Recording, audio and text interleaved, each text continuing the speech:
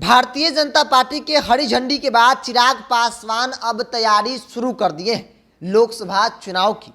जमुई नहीं बल्कि हाजीपुर से चुनाव लड़ेंगे चिराग पासवान। ये बात अब तय माना जा रहा है, क्योंकि चिराग के एनडीए में वापसी को लेकर कई तरह की बातें चल रही थी।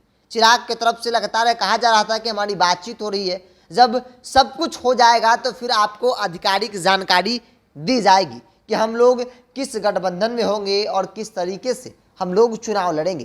क्योंकि चिराग पासवान के सामने एक ही सवाल होता है कि चिराग जी आप भाजपा के साथ कब जा रहे हैं। ऐसे में चिराग पासवान ने एक बार नहीं कई बार स्पष्ट किया है कि जब भी जाएंगे आपको जरूर बताएंगे। राजनीतिक जानकारी इस बात को मानते हैं कि चिराग पासवान के पास भाजपा के साथ जाने के अलावा कोई दूसरा विकल्प नहीं है। वो तेजस्वी यादव के साथ जा नहीं सकते हैं या फिर तेजस्वी उनको अपना नहीं सकते हैं। उसके पीछे कई कारण हैं। एक तो सबसे बड़ा कारण है कि युवा तेजस्वी भी है और युवा चिराग है। एक युवा दूसरे युवा को राजनीतिक तौर पे देखना पसंद नहीं करेगा, जैसे एक म्यान में दो तलवार नहीं रह सकता है।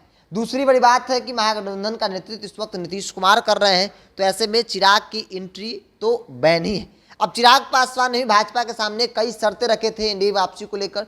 सबसे बड़ा शर्त था कि वो हाजीपुर से चुनाव लड़ेंगे।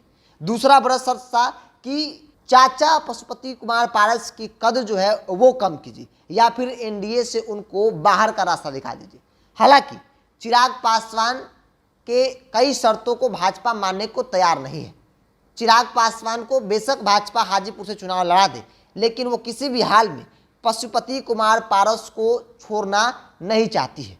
पशुपति कुमार पारस के साथ ही वो 2024 का लोकसभा चुनाव लड़ेगी। क्योंकि हाल के दिनों में कई घटनाक्रम पर अगर जिक्र करेंगे तो चिराग पासवान को नहीं बल्कि भाजपा ने पशुपति कुमार पारस को एक बड़ा दलित नेता के तौर पर प्रोजेक्ट किया है।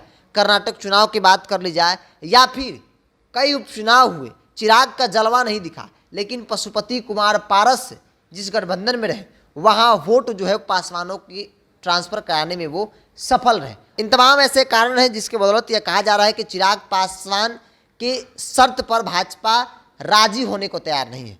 चिराग पासवान को भी भाजपा अपने सहयोगी के तौर पर लेना पसंद कर रही है, लेकिन उनके शर्तों पर नहीं।